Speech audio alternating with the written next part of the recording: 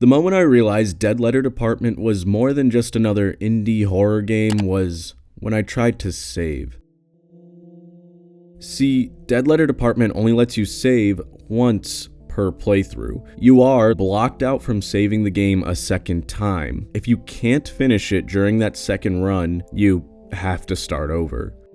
The first time I saved was only about 30 minutes into the game. I just wanted to try it out before I went to bed. I knew the game wasn't too long, and I figured I could easily get through it the second time, but Dead Letter Department isn't exactly a normal horror game. It's functionally a data entry simulator. The game's main mechanic is manually typing out the letters you see on the screen. It's not exactly fun the way other games are. So when I loaded up that save file, essentially with the rest of the game out in front of me, something unnerving happened. I realized I was stuck. Not stuck in the way we usually mean it when we talk about video games. The issue wasn't that I couldn't play the game anymore, but that I couldn't do anything but play the game. Hunched over my keyboard, the dim computer screen illuminating my tired eyes, I found myself glancing at the clock. How long had I been playing this game? How much more did I have left? When do I get to be a person again? These are not questions I normally find myself asking while playing video games. These are questions I ask myself while I'm at work. Dead Letter Department wasn't just about haunted computers and paper mysteries. If that's all it was, I don't see a reason why the game would only allow you to save once. The limitations of the save mechanic forced me to engage with the game on its terms, not my own. My own agency as a player, as a person, was taken from me. That's when I knew Dead Letter Department was about working at a job you hate. What is this? It kind of just looks like you spend the entire thing doing data entry. That can't be the whole game, right? Yeah, that's the whole game. It's fucking awesome. Dead Letter Department is, at its simplest, a psychological horror typing game. Created by Mike Monroe and Belief Engine, Dead Letter Department sees you taking the role of a data conversion operator. Basically, your job is to read mail that has been deemed undeliverable for various reasons. It could be bad handwriting, torn paper, or because it's a scary demon guy. Then you have to interpret it in the hopes of getting the letter to the right address. Monroe loosely based the game on Belief Engine co-founder Scott McKee's college job working for the United States Postal Service. Up until the 1990s, the US Postal Service even had a dead letter office where undeliverable mail would be stored. The bulk of Dead Letter Department's gameplay finds you sitting in an isolated office, you're doing the overnight shift, and have yet to see another coworker. This is one of those unbelievably focused indie games. There's essentially one gameplay mechanic, looking at the highlighted text and typing it out, and that mechanic is repeated and iterated on throughout the game's handful of hours. It starts out simply enough. This letter to Jessica Richards likely got bounced because of the tear through the address, so we just type out the highlighted text, hit Control-Enter, and move on to the next letter in the queue.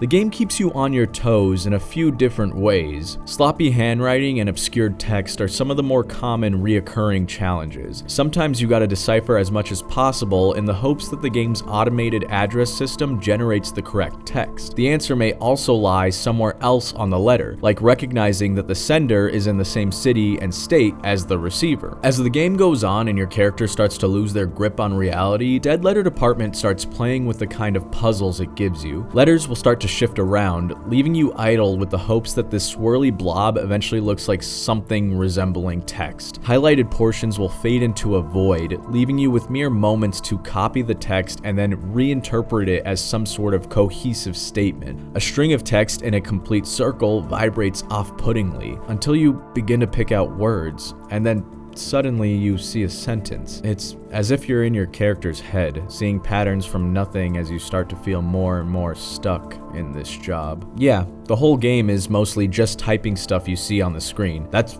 gonna work for some people, and it's gonna turn some people off. But if you're willing to let the game wash over you, to accept its terms and conditions and step into Dead Letter Department's world, something special happens. The first thing that made a strong impression on me only minutes into playing Dead Letter Department was the complete lack of abstraction between what I was doing and what my player character was doing.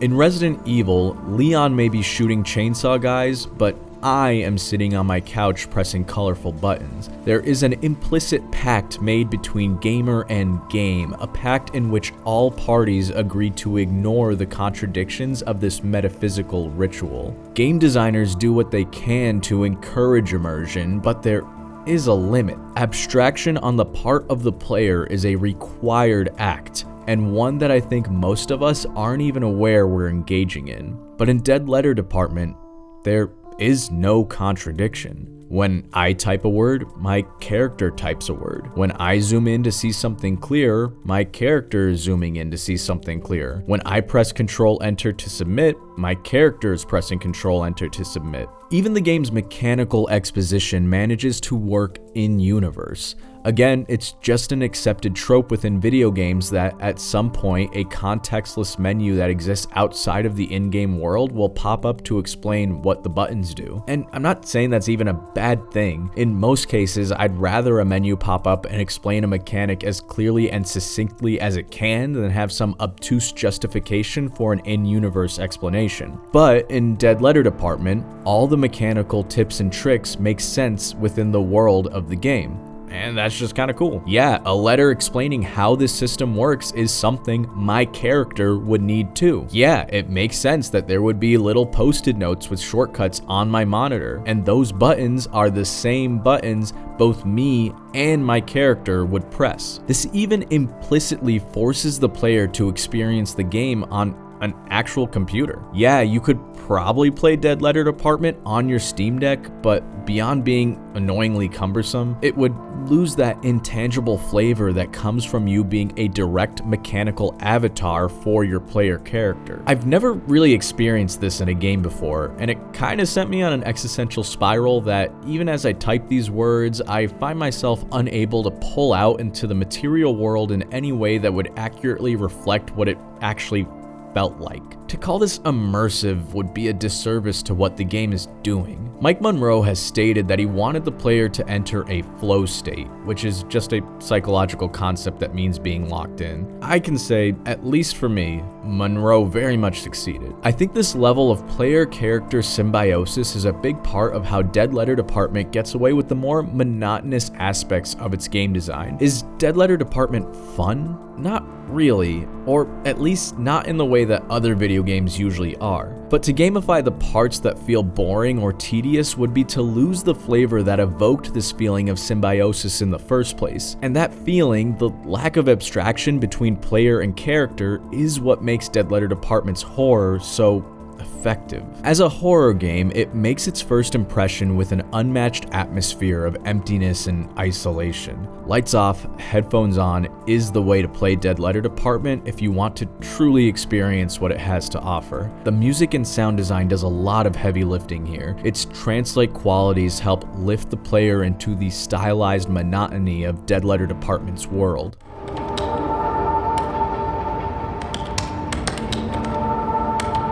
But where Dead Letter Department begins to stand out with its unique angle on psychological horror is with the letters. While the first few you send are fairly innocuous, you'll start to notice strange little quirks. Dead Letter Department quickly starts telling you a story through the letters you receive. This one has you type out a handwritten note that states, "Please do not deliver from this address," rather than the sender or the receiver's information. I glanced at the sender, Linda Perry, 611 South Pioneer Avenue. Yeah, nothing really of note there. But then I looked at the receiver, and Russell Perry, 60, same last name, same address. However minute and implicit, there is a story being told here, and that story, despite how abstract it may be, is horrific. But that story begins and ends here. See, the other thing that Dead Letter Department does exceptionally well is its ability to demonstrate restraint. At least in this playthrough, whatever was going on with the Perrys never popped up again, and the only thing I was left with is a head full of spinning thoughts trying to piece together what happened in this household from the limited information I have. And yeah, I said this playthrough because Dead Letter Department randomly generates the letters you'll receive per run from a pre-selected pool. Some are reoccurring, but I got letters on all my runs that I never saw outside of them. On my first playthrough, I got a series of reoccurring letters sent to Chris Schaefer. Eventually, these letters ended up saying things like, "Who is Chris Schaefer?"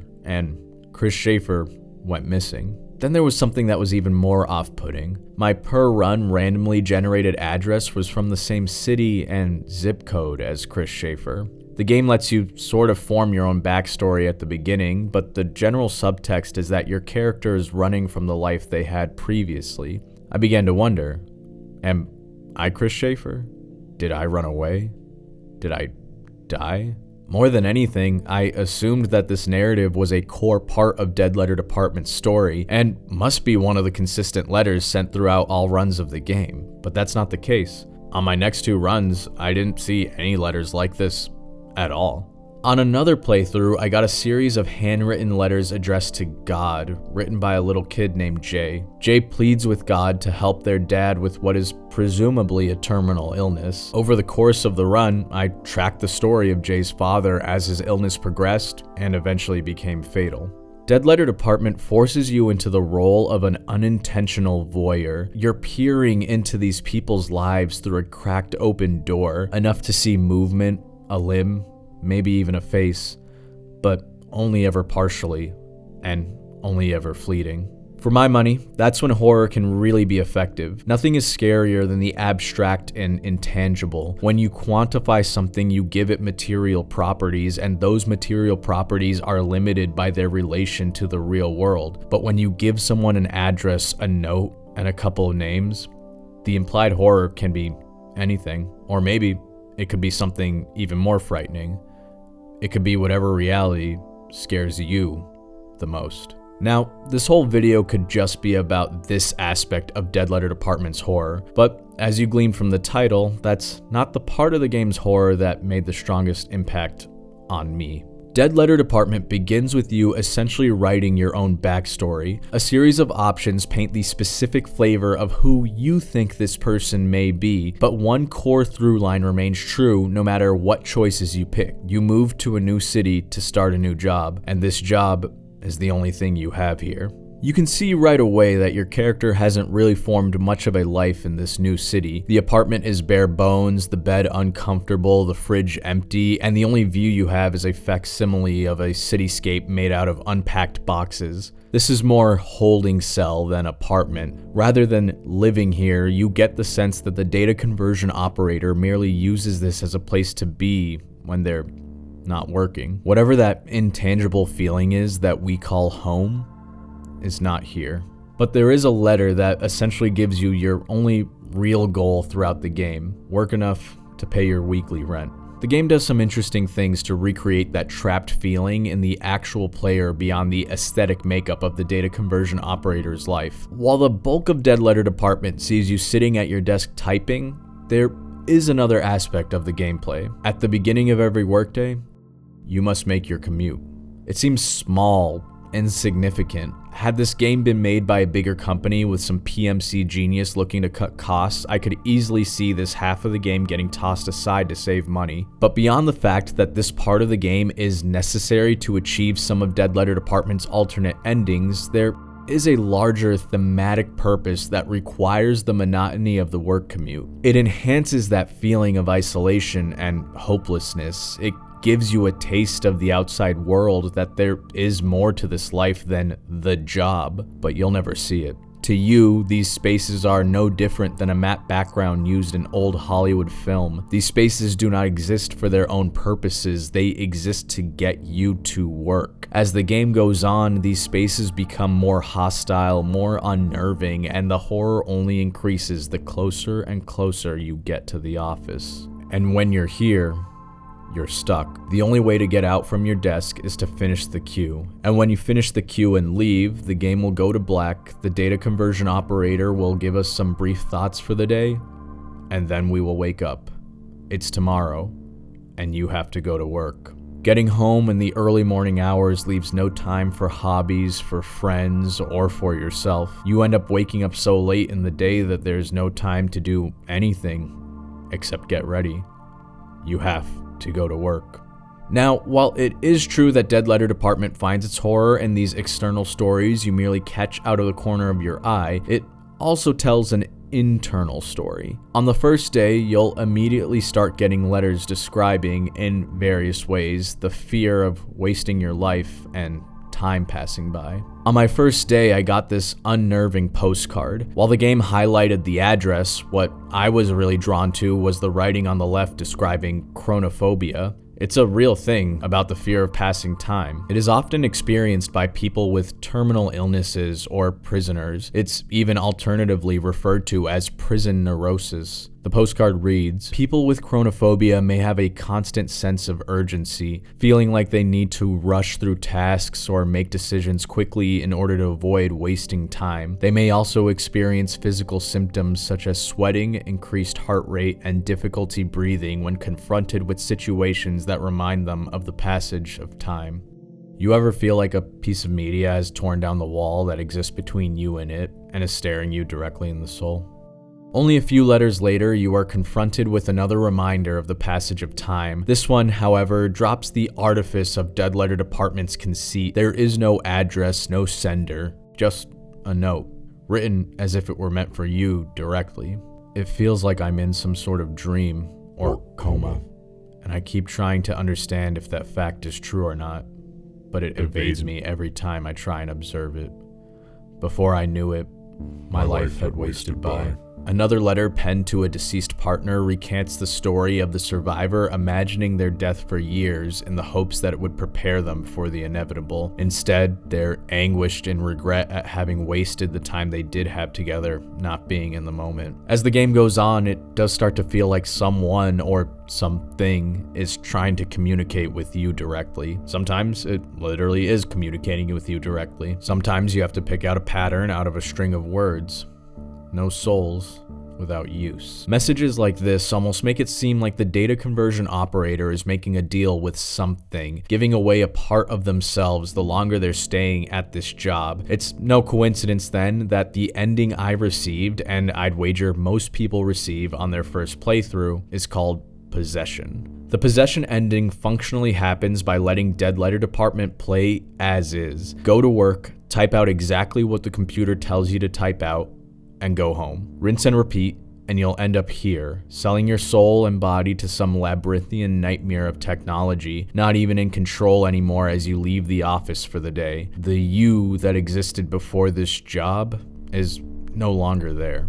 I don't think it's a coincidence that the possession ending, one which sees you becoming a mindless drone to the computer system which enables you to do your job, happens from essentially doing nothing. The path of least resistance ends with a loss of the self. The sheer inertia of the systems in place that want you to live a life around work are Sisyphusian in their nature, and for a lot of us, giving in happens without even realizing. Now, there are other endings in Dead Letter Department, endings that I would ostensibly call good, but they require creativity, insight, and maybe even a little Googling. A way of playing with systems that go against their intention, something that doesn't come naturally to a lot of people, myself included, unfortunately. It seems to work against the system, you have to extend yourself into a world outside the norms the game established. You have to do things that feel wrong. It's no wonder that the possession ending is so common, when everything points you in a certain direction, when everything tells you this is how you play the game. The sheer inertia will drag you down that path. Unfortunately for the data conversion operator, that path ends here, with achy fingers and a soul that lives to serve the needs of an automated computer system.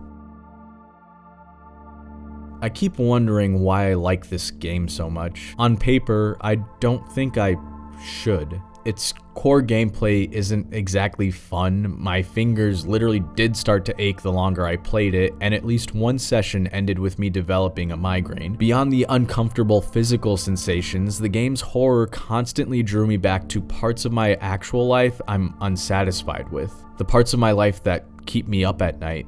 wondering if this is all the world has to offer. The parts that make me fear my end won't be all that dissimilar to the data conversion operators. Maybe my confusion comes from subconsciously buying into the propaganda littered around broader discussions about video games. There is an idea that gaming should just be about escapism. Leave your opinions and politics at the door. I think games like Dead Letter Department prove that video games can be and should be more than that.